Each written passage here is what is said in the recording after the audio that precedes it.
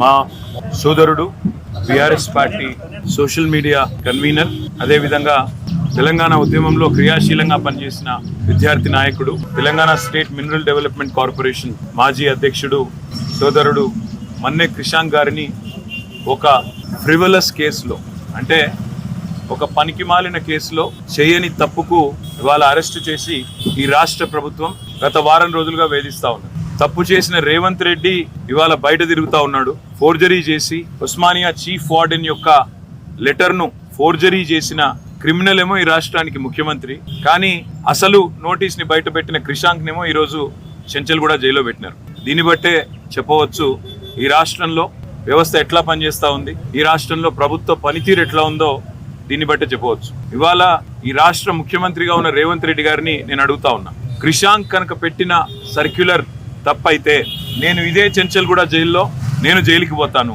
ఒకవేళ నువ్వు పెట్టిన సర్క్యులర్ ఫేక్ అని మేము రుజువు చేస్తే నువ్వు జైల్లో కూర్చుంటావా అని చెప్పి నేను రేవంత్ రెడ్డిని అడుగుతా ఉన్నా. సిగ్గు లేకుండా చేసింది ఒక వెధవ పని, మళ్ళా మీదుగా ఇవాళ మా సోదరుణ్ణి జైల్లో పెట్టి ఈ రకంగా ఇబ్బంది పెట్టడం, ఈ రకంగా కావాలని ప్రభుత్వంలో ఉన్నానని చెప్పి అధికార మదంతో అధికార యంత్రాంగాన్ని అడ్డం పెట్టుకునేదైతే చిల్లర రాజకీయం చేస్తున్నాడు రేవంత్ రెడ్డి.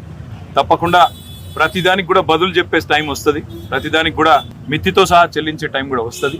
ఒకటి మాత్రం పక్కా, ఇప్పుడే క్రిషాంక్ గారిని కలిసినాను నేను, చాలా ధైర్యంగా ఉన్నాడు, చాలా నవ్వుతూ చిరునవ్వుతో చెప్తున్నాడు, ఏం కాదన్నా, నాకేం పర్వాలేదు, నాకు ఉద్యమము కొత్త కాదు, కేసులు కొత్త కాదు, ఏం పర్వాలేదని చెప్తున్నాడు. చేయని తప్పుకు ఇవాళ వారం రోజులు జైల్లో ఉన్న ఆయనలో ధైర్యం మాత్రం సడలేదు. ఆయన శ్రీమతి కూడా ఇక్కడే ఉన్నారు, సుహాసిని గారు, తను కూడా ధైర్యంగా ఉంది, తన కుటుంబం కూడా ధైర్యంగా ఉంది. నేను ఈ ప్రభుత్వాన్ని నేను డిమాండ్ చేస్తా ఉన్నా, చేసిన వెధవ పనికి ఇప్పటికైనా క్షమాపణ చెప్పి వెంటనే క్రిషాంక్ని విడుదల చేయండి. లేదా నిజంగానే రేవంత్ రెడ్డి నీకు దమ్ముంటే నువ్వు ముందుకు రా, ఎక్స్పర్ట్స్ ముందు పెట్టు, నువ్వు పెట్టిన సర్క్యులర్ పెట్టు, క్రిషాంక్ పెట్టిన సర్క్యులర్ పెడదాం, ఏది ఒరిజినల్లో తెలుద్దాం, ఏది డూప్లికేట్, ఏది ఫోర్జరీ తెలుద్దాం. ఆ తర్వాత ఎవరు చెంచల్గూడలో కూర్చోవాలో కూడా తెలుద్దామని చెప్పి కూడా నేను రాష్ట్ర ముఖ్యమంత్రిని, ఈ రాష్ట్ర ప్రభుత్వాన్ని డిమాండ్ చేస్తా ఉన్నా.